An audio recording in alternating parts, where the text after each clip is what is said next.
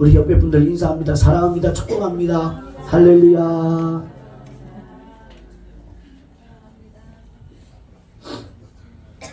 우리 한번 말씀 제목 따라합니다. 베드로의 울음. 자, 하나님의 말씀을 들을 때 사람들은 일반적으로 나름대로 결심이라는 것을 할 때가 있습니다. 설교가 여러분 마음에 감동을 주거나 또 다른 사람의 감정을 들었을 때 나도 앞으로 이렇게 살아야지라는 결단을 하게 됩니다. 그러나 그 결단을 하는 순간만큼은 진심으로 그렇게 살고 싶었던 마음이 간절했더라는 것입니다. 할렐루야. 하지만 가연 자신의 결단대로 온전히 행하고 사는 사람이 여러분 얼마나 많을까요? 여러분, 왜냐하면 인간은 자신이 처한 환경과 형편에 따라 늘 항상 그 마음이나 행동이 변할 수밖에 없기 때문입니다. 사람은 평생을 자기 사랑이란 울타리에서 벗어날 수 없는 존재임을 깨닫는 여러분들이 되기를 주님의 이름으로 축원합니다. 할렐루야. 여러분, 저와 여러분은 내가 어제는 진심이었지만 오늘은 그 진심을 이어나갈 능력이 없다라는 거예요. 이것을 꼭 깨달으셔야 돼요. 할렐루야. 때문에 자신이 어떤 결단을 했는가를 생각하고 행동하기보다는 어떻게 하는 것이 나에게 이익이 되는가를 생각하고 행동을 하더라는 것입니다. 그래서 항상 환경에 따라 생각도 마음도 말도 여러분 달라지고 변질되어지더라는 거죠. 사람이 절대라는 말을 할 수 없는 이유가 여기에 있음을 깨닫는 여러분들 되기를 축복합니다. 나는 절대로 안 그럴 거야. 걱정하지 마. 할렐루야. 예, 우리 아이들을 길러보셨지만 아이들이 부모님한테 뭘 사달라고 요구할 때 여러분 어떻게 합니까? 너 약속할 수 있어? 내가 절대로 안 그럴게. 약속할게. 예, 그런데 딱 여러분 손에 쥐면 어떻게 됩니까? 예, 한 3일 가면 잘 가고 뭐 길게 가도 일주일밖에는 못 가더라고요. 그게 인간이에요. 할렐루야. 아이들이라서 그런 게 아니고요. 인간이라서 그런 거예요. 여러분, 이것을 깨닫는 여러분들이 되기를 축원합니다. 절대라는 말은 자신에게 주어진 모든 환경과 형편에 매이지 않고 설사 자신에게 불리한 상황이 예상된다고 할지라도 자신의 처음 생각과 말 그대로 행동할 수 있는 사람에게만 해당되는 말이 절대라는 단어임을 깨달으셔야 됩니다. 그러나 세상에는 이러한 사람은 없다고 보는 것이 옳기 때문에 절대라는 말은 인간이 할 수 있는 말이 아니라 오직 하나님만이 하실 수 있는 말임을 다시 한번 우리 마음속에 새기기를 주님의 이름으로 축원합니다. 자, 베드로가 자신은 죽을지언정 주를 부인하지 않겠다라고 한 것도 자신에게 어떤 상황이 닥칠지 전혀 예상하지 못한 가운데 그저 큰 소리만 쳤던 헛된 자신감이었음을 알아야 됩니다. 인간이 연약한 존재라는 것을 미처 깨닫지 못하였다라는 거죠. 할렐루야. 여러분, 하룻강아지 범 무서운 줄 모른다는 말 있죠. 여러분, 범을 만나본 적이 없고 범에게 당해본 적이 없으니까 범이 모르는 거예요. 무서운 걸 모르는 거예요. 그러나 여러분, 이털 강아지는 범을 만나보고 범에게 여러분 고통을 당해본 강아지는 여러분 범 앞에 가면 오줌을 지리고 여러분 바닥에 깁니다. 그럴 수밖에 없는 것이 여러분 하나님이 창조하신 원리라는 거예요. 할렐루야. 예수님을 붙들어 온 제사장은 예수님께서 자신을 하나님의 아들이라고 선포하신 것으로 인해 자기 옷을 찢을 정도로 분노하고 있었습니다. 그리고 사형을 받을 자로 정죄하고 침을 뱉고 주먹으로 예수님을 치기까지 했습니다. 이런 광경을 대제사장이 집들에서 불을 쬐고 있던 베드로도 목격했을 것이고 돌아가는 사태가 심각하다는 것을 여러분 알게 되었을 것입니다. 그런데 67절에 보면 대제사장의 여종 하나가 베드로를 보고 너도 나사렛 예수와 함께 있었도다 라고 여러분 목소리를 높입니다. 예수님이 사형을 받아 마땅하다는 정죄가 내려진 상황에서 예수님과 함께 있었던 제자라는 것이 사람들에게 밝혀지게 되어진다면 대제사장 장로들은 예수님의 무리를 뿌리 뽑기 위해서라도 베드로를 잡아 여러분 죽이려고 할 것이 불보듯 뻔하더라는 것이죠. 따라서 베드로는 자신의 말 한마디에 의해 자신의 목숨이 왔다 갔다 하는 절체절명의 위기의 순간에 부딪히게 된 것입니다. 자, 여러분 여기서 저와 여러분 같으면 여러분은 어떻게 하시겠습니까? 지금 베드로는 예수님이 기적을 베푸시면서 사람들을 놀라게 하셨던 여러분 그런 대단하고 존귀함을 받는 상황이 있지 않습니다. 만약 예수님이 기적을 베푸신 현장에서 누군가가 너도 나사렛 예수와 함께 있었던 사람이다 라고 한다면 아마 베드로는 맞다, 내가 기적을 행하시는 예수님의 제자다 라고 여러분 담대하게 큰 소리로 외쳤을 겁니다. 그래, 나 저분의 제자야. 왜냐하면 능력을 행하시고 사람들에게 놀라움을 주고 우러러 보이는 예수님의 제자라는 것이 자신에게는 자랑거리가 될 것이기 때문입니다. 하지만 지금 본문의 상황은 예수님의 제자라는 것 때문에 자신의 목숨을 잃을 수밖에 없는 상황입니다. 이런 상황에서 자신을 버리지 않고는 예수님의 제자가 맞다는 말을 할 수 있는 인간이 여러분 없더라는 것이죠. 할렐루야. 결국 베드로는 예수님의 말씀대로 세 번을 부인합니다. 세 번째 부인할 때 71절에 보면 저주까지 하면서 나는 너희가 말하는 이 사람을 알지 못하노라 라고 맹세까지 합니다. 그리고 72절에 보면 뭐라고 말씀합니까? 우리 큰 소리로 모니터를 보고 읽겠습니다. 시작. 닭이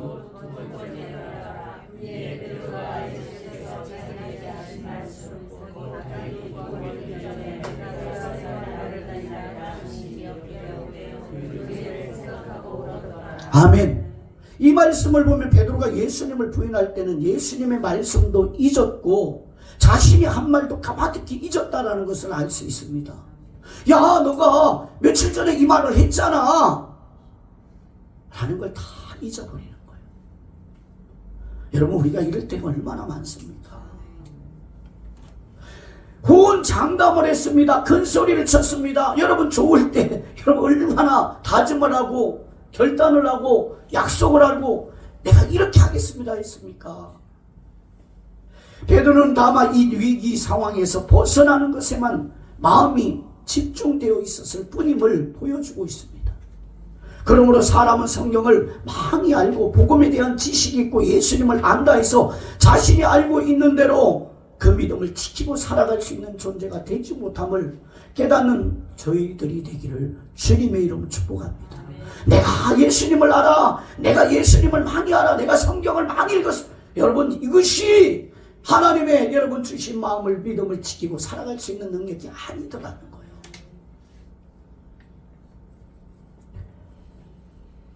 복음을 알고 예수님의 뜻을 안다고 해서 어떤 상황 속에서도 예수님의 뜻만을 생각하고 변함없이 그 뜻대로 행동할 수 있는 그런 존재가 되지 못하는 존재가 바로 인간입니다.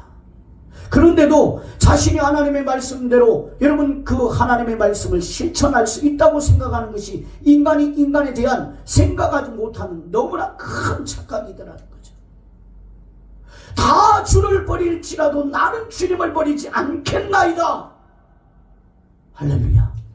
이게 베드로의 말이었습니다. 언제요? 그 전날 밤에. 오늘 믿는다고 하는 우리는 항상 예수님을 부인한 베드로처럼 행동할 때가 너무나 많다는 거죠.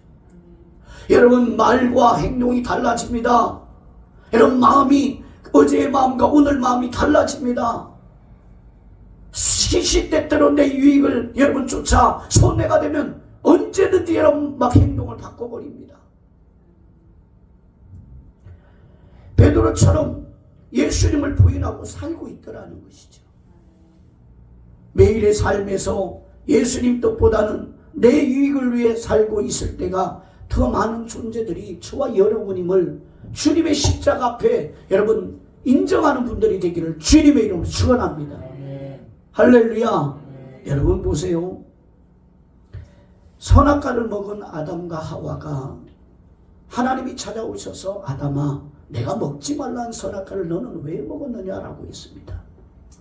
그럴 때 아담이 뭐라고 대답했습니까? 하나님이 내게 주셔서 나와 함께한 저 여자가 내게 줌으로 내가 먹었나이다 라고 고백을 합니다. 자, 여러분, 우리가 자녀들 기를 때 여러분 화가 날 때가 언제입니까?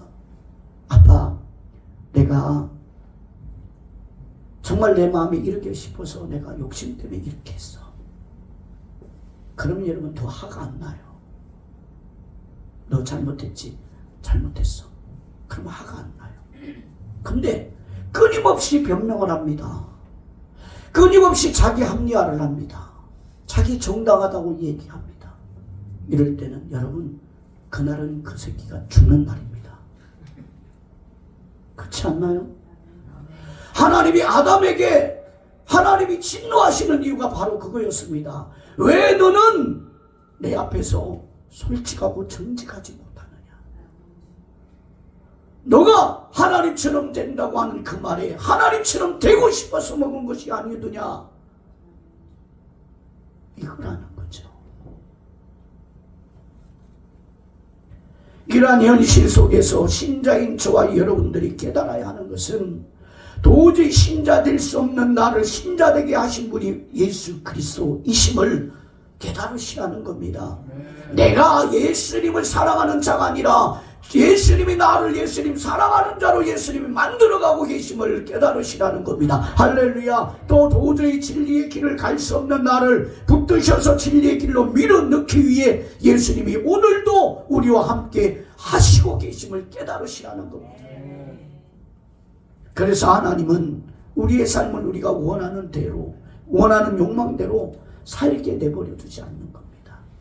그래, 네 욕심대로 살고 싶지? 너 그러면 지옥 가. 너는 멸망해. 너 믿음이 죽어버려. 할렐루야. 사람은 평단한 삶만 원하지만 하나님은 때로는 고통스럽고 힘들게 하시고 때로는 조금 회복시켜주는 나아진 삶을 살게도 하십니다. 자, 그렇다면 하나님이 왜 이렇게 하실까요? 이왕이면 근심 걱정 없는 편안한 삶을 살게 하시면서 예수님을 믿게 해주시면 여러분 좋은 게 좋은 거라고 여러분 더 좋을 것인데 왜 항상 우리의 삶을 하나님은 흔들고 계실까요? 여러분들은 만약 편안한 삶이 주어진다면 예수님만 의지하시면서 예수님께 감사하는 그 마음이 없어지지 않고 살아갈 수 있을 것으로 생각하십니까? 그 감사한 마음을 잃어버리지 않고 주님께 감사하면 한결같이 살 수 있을 것 같습니까?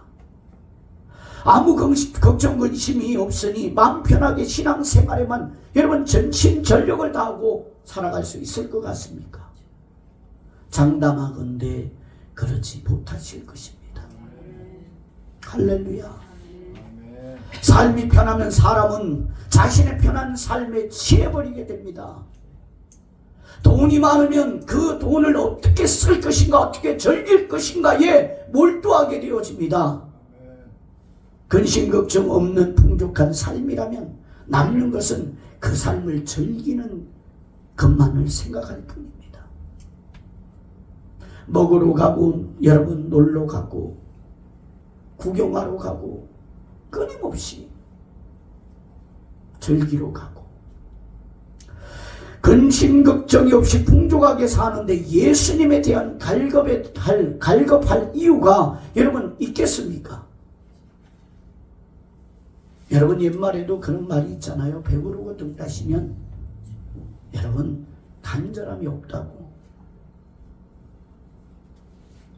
귀하게 안 여기는 겁니다. 사람은 편한 대로, 여러분 편하면 편한 대로, 힘들면 힘든 대로 항상 자신을 위해 살아가는 존재일 뿐임을 깨달으시길 바랍니다. 할렐루야. 여러분 어떻게 보면 우리가 힘든 환경 속에서 삶 가운데 하나님 이 힘듦을 벗어나게 해주세요 하고 주님을 찾아오게 된다는 거죠.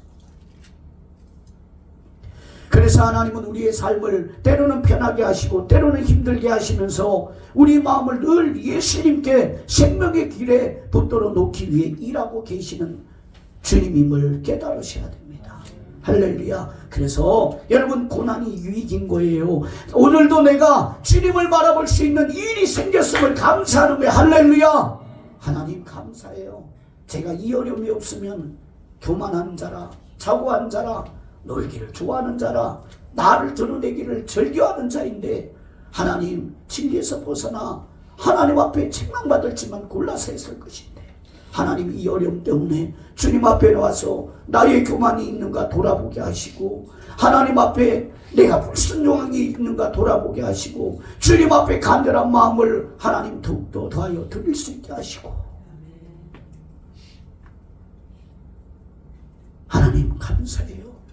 이 고백이 주님 앞에 고백되어지더라는 거죠. 베드로는 주는 그리스도라는 고백을 했었고 예수님의 수많은 이적을 목격했었고 변화산의 놀라운 감격을 체험까지 했었던 사람입니다. 우리 생각대로라면 그런 베드로는 세상 그 누구보다도 예수님만 철저하게 믿어야 하고 어떤 위기의 순간에도 예수님을 부인하지 않는 대단한 신앙을 전거했어야만 되어집니다. 그럼에도 결국 자기 목숨을 위해 예수님을 저주하고 맹세까지 하면서 예수님을 부인하고 있는 것은 인간은 자기 육신에 매여 있는 연약한 존재라는 것이 여러분 그대로 드러나고 있다는 거죠. 이러한 베드로가 우리의 모습이고 모든 인간은 베드로의 나약함 속에서 자유로울 수 없는 존재임을 잊지 말라고 주님이 말씀하고 계시는 겁니다. 할렐루야. 사랑하는 아들아 너가 베드로야. 사랑하는 딸아 너가 베드로야. 할렐루야. 예수가 아니면 너는 아무것도 아닌 존재야. 자, 그렇다면 예수님은 베드로를 왜 이런 상황으로까지 밀어 넣으셨을까요? 베드로가 예수님을 부인할 것을 아시면서도 굳이 예수님을 부인하게 되는 상황을 베드로에게 하여금 겪게 하시는 것일까요? 왜 그럴까요? 그것은 만약 베드로가 예수님을 부인하는 상황을 겪지 않았다면 베드로는 인간의 연약함을 죽을 때까지 깨달지 못할 수도 있었을 것입니다. 자신의 연약함을 알지 못했다는 거죠. 인간이 하는 장담이나 결심이 얼마나 부질없는 것인가를 알지 못했을 것입니다. 내가 죽으면 죽었지 주의를 부인하지 않겠나이다. 주님과 함께 죽겠나이다. 여러분 이 자신이 여러분 부질없었다는 걸 깨닫지 못했을 겁니다. 하나님이 말씀하신 것은 얼마든지 지킬 수 있다고 하면서 신앙생활에 작은 것으로 교만된 마음으로 존재했을 것이고 수 없는 옆사람들을 정죄하고 여러분 욕하며 수군댔을 것이라는 거죠. 그리고 이러한 베드로는 장차 십자가에 죽으시고 부활하시고 하늘로 가신 예수님이 자신에게 함께 한다는 의미조차도 깨달을 수 없었을 것입니다. 그래, 나는 주님이 함께하지 않으시면 내가 주님을 바라볼 수 없는 자인데. 할렐루야. 자, 그래서 예수님은 베드로가 예수님을 부인하는 그 상황에 밀어넣으시고 깨닫기를 원하신 것입니다. 예수님께서 베드로를 예수님을 부인하는 상황에 밀어넣으심으로써 베드로에게 남기신 것이 하나가 있습니다. 여러분 그것이 무엇인지 아시겠습니까? 자, 그것은 따라합시다. 다구름 소리입니다. 할렐루야. 여러분 30절 말씀을 마저 읽어봅니다. 모니터를 보시고 읽겠습니다. 시작. 예수께서 이르시되 내가 진실로 내게 이르노니 오늘 이 밤 닭이 2번 울기 전에 내가 3번 나를 부인하리라. 아멘. 여러분 30절의 말씀을 보십시오. 베드로에게 현실이 되어 평생 베드로에게 남았습니다. 베드로는 닭이 2번 울자 예수님의 말씀을 생각하게 됩니다. 그리고 어떻게 했습니까? 울었습니다. 아마 모르긴 몰라도 여러분 통곡했을 것 같습니다. 제가 그 베드로의 입장이었으면 여러분 통곡했을 거예요. 주님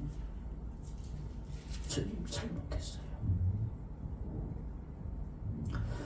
다구름 소리는 베드로 너는 자기 한 몸 살리기 위해 예수님 부인한 인간밖에 안 되다라는 것을 외치는 소리로 자신에게 남았을 것입니다. 베드로가 무엇을 한다 할지라도 닭 울음소리가 베드로를 주를 부인하는 인간밖에 안 된다라는 인간 본래의 자리로 되돌려 놓고 겸손한 자리로 되돌려 놓은 것입니다. 여러분, 닭 울음소리를 듣는 여러분들이 되기를 주님의 이름 축원합니다. 그리고 여러분 겸손의 자리로 여러분 세워지기를 주님의 이름 축원합니다. 그로 인해 베드로가 반석이 되는 것은 예수님이 함께 하심으로 되어진 것임을 주님의 일이라는 것을 증거하게 하시는 겁니다. 저 사도 바울이 나의 나됨은 오직 예수 그리스도의 은혜입니다 라고 하였던 것처럼 할렐루야, 여러분에도 이 은혜가 있길 축원합니다. 그래서 베드로가 주를 위해 죽는 길도 마다하지 않고 가게 된 것은, 그것은 베드로의 능력이 아니라 베드로에게 함께 하신 예수 그리스도가 이루신 일이라는 거죠. 우리에게 이 열매를 고대하는 분들이 되기를 축원합니다. 베드로는 닭 울음소리로 인하여 이와 같이 사실을 잊지 않고 말씀의 길을 떠나지 않는 자로 살 수 있게 된 것입니다. 여러분, 베드로의 순교를 아시지요? 주님은 십자가 바로 지고 가셨지만 나는 내가 어찌 감히 예수님과 함께 똑같이 죽을 수 있겠느냐. 나를 거꾸로 달아 죽여주라. 신자가 예수님의 일을 한다, 하나님의 일을 한다 라는 말을 여러분 하게 됩니다. 그러나 그 전에 신자인 우리가 반드시 깨달아야 할 것은 우리 역시 베드로와 다를 바가 없는 존재라는 사실입니다. 우리 역시 주를 부인하고 배신하면서 내가 살고자 하는 길로만 달려가는 존재들라는 거죠. 내 유익을 따라 환경을 따라 언제든지 변화되는, 어제의 말과 오늘의 행동이 달라지는 베드로와 같은 사람들이라는 거예요. 그것을 외치고 있는 것이 주님의 말씀임을 깨닫길 축원합니다. 하나님의 말씀 하나하나가 베드로의 닭 울음소리가 되어 여러분들에게 들려지기를 주님의 이름으로 축원합니다. 말씀을 들으면서 나 역시 예수님을 부인하며 살았던 인간밖에 되지 않는구나는 사실을 여러분 절감하며 깨닫는 여러분들이 되기를 주님의 이름으로 축원합니다. 그리고 애통이 있는 분들이 되기를 축원합니다. 주님, 제가 주님을 부인하고 저주까지 하는 인간입니다.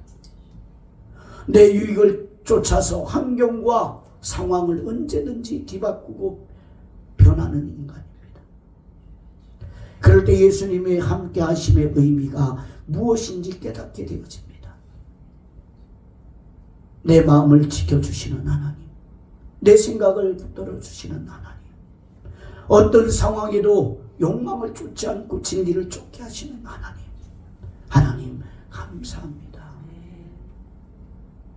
내 힘으로 사는 것은 아무것도 없다는 것을 깨닫는 여러분들이 되기를 주님의 이름으로 축원합니다. 여러분, 우리 힘으로 되는 게 한 개도 없어요. 어제 계획을 세웠잖아요. 그죠? 근데 오늘 보니까 그 계획이 내 계획이었을 뿐이야. 하나님이 이루어지지를 않네. 밤새 만리장성 같은 계획을 세웁니다. 근데 오늘 여러분 아무것도 아님을 한순간에 깨닫게 돼.